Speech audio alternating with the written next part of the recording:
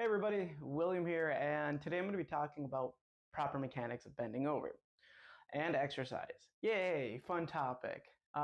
So when it comes to bending over, oftentimes that's associated with back pain. And so most common reasons that I've seen people with low back pain, I mean, there's a whole list that goes on. There's a lot of history that goes on, whether there's been injuries in the past, sedentary lifestyles, a factor of many things. But most common when I look at the mechanics, meaning how a person's moving when they're bending over, it's usually that they're bending over in a way that isn't best for them. And here's what I mean. In exercise science, the fancy terms that we use to classify bending over is called a hip hinge. And so when you're bending at the knees and the hips and reaching your hips back, that's called a hip hinge, or in just regular words, we're bending over. And so when it comes to bending over, oftentimes what I see people do is they'll round their back and grab something off the floor. Well, the reason that that could lead to back pain or pain when bending over is that you're putting most of the force into the low back, and so you're bending at your low back rather than at your hips and maintaining a tall and tight position when you go back. And so when we're looking at bending over for proper mechanics or a better way to safely bend over, we want to start with the feet. The feet are the foundation of your body.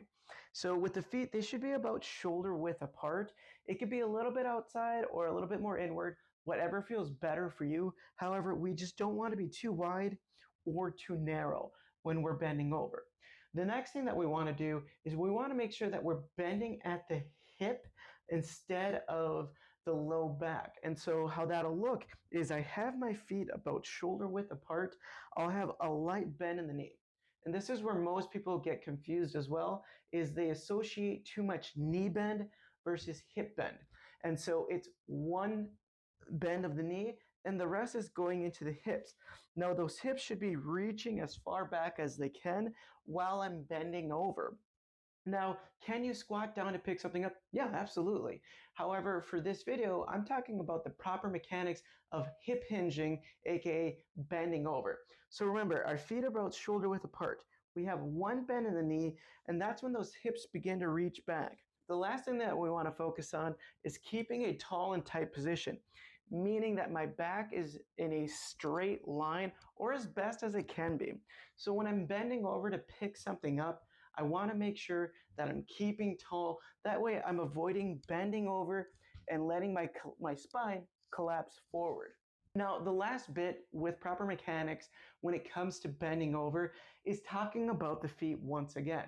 So when we look at bending over, I want to make sure that you're focusing on your feet pushing into the floor. If you take anything away from this video, the two things I want you to remember is that it's your feet press into the floor and your hips reach back.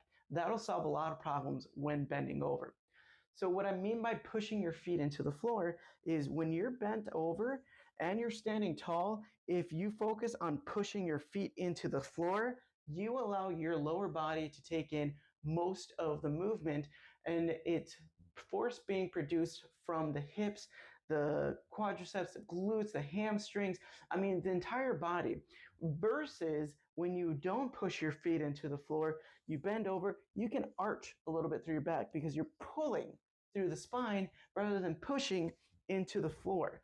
So the more you push into the floor, the more force you're going to create. The greater the force, the greater the power, the greater the strength.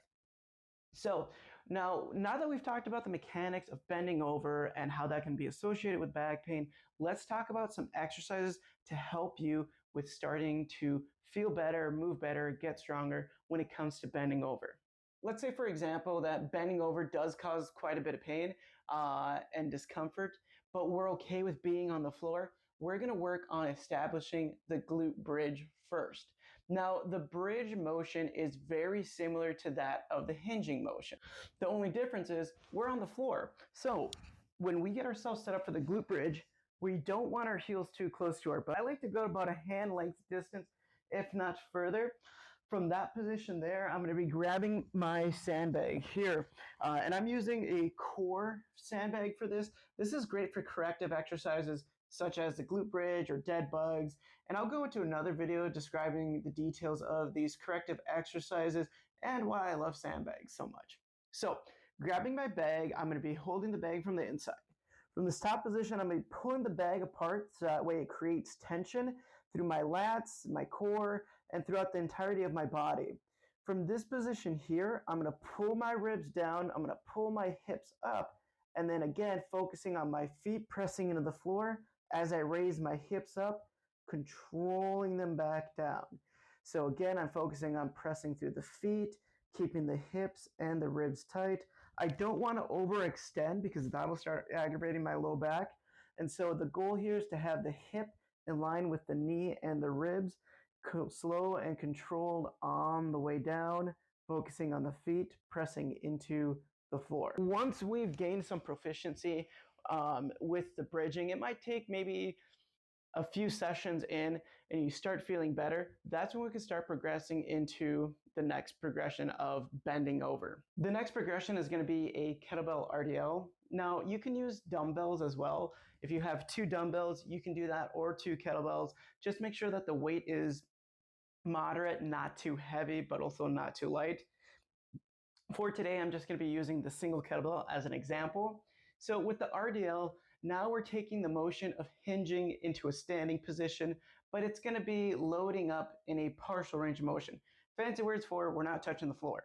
So we're going to have the feet slightly shoulder width apart like we have done before, maybe slightly more inward. We're going to have a light bend in the knee.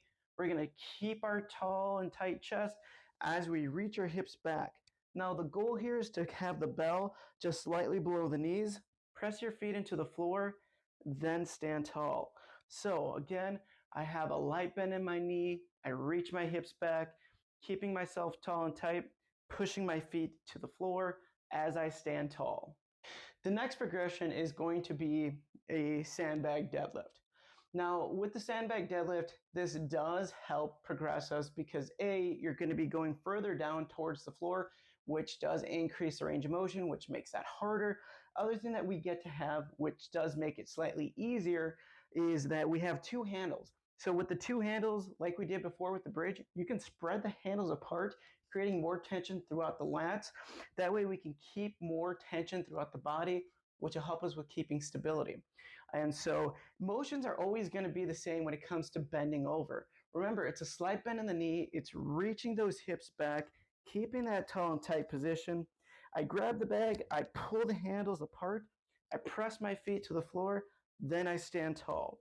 So this motion here is the deadlift, and that's allowing me to, again, strengthen the motion or the movement of bending over.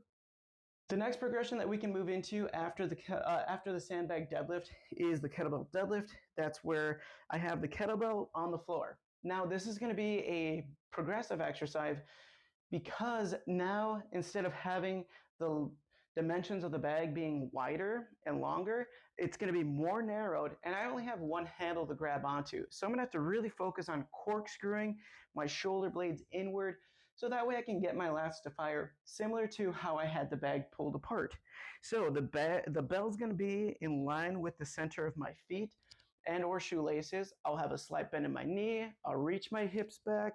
From that position there, I press my feet to the floor, and then I stand tall. So again, I want to focus on the feet pressing into the floor versus this jerky motion of standing up with the weight.